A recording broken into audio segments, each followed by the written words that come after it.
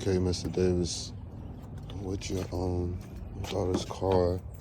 And the first thing I did was I tried to start it, and when I tried to start it, I heard the clicks like you were saying. So before I did anything under the hood, I was gonna hook it up to my scan tool and do a diagnostic on the computers just for starters to see what's going on there.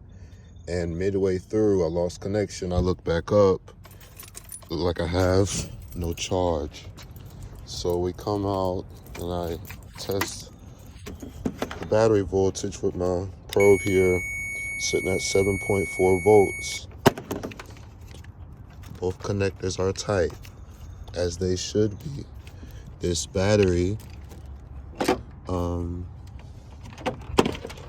can't quite tell when it was made, but I haven't tried jumping it yet.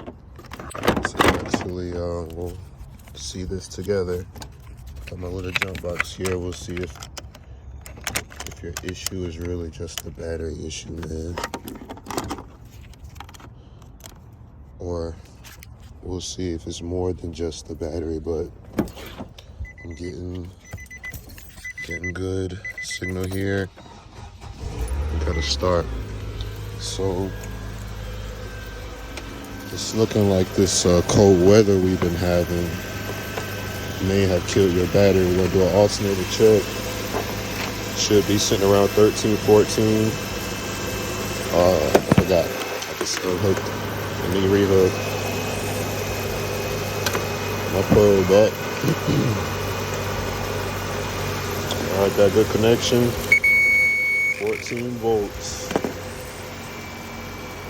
Battery is bad, sir. All right, it's been maybe 10 minutes. I've been doing some paperwork. I'm gonna cut it off and try to, well, before we do that, it's been running this entire time. Gonna do another check on our alternator. Make sure it's not tricking us.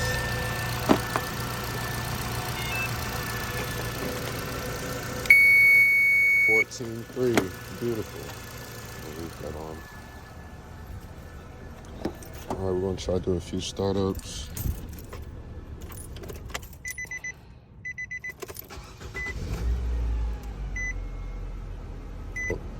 But concluding this diagnosis with you need a battery, and she should be fine. Alternator's doing its job, starting. This battery is just not doing what it should. Got your new battery in.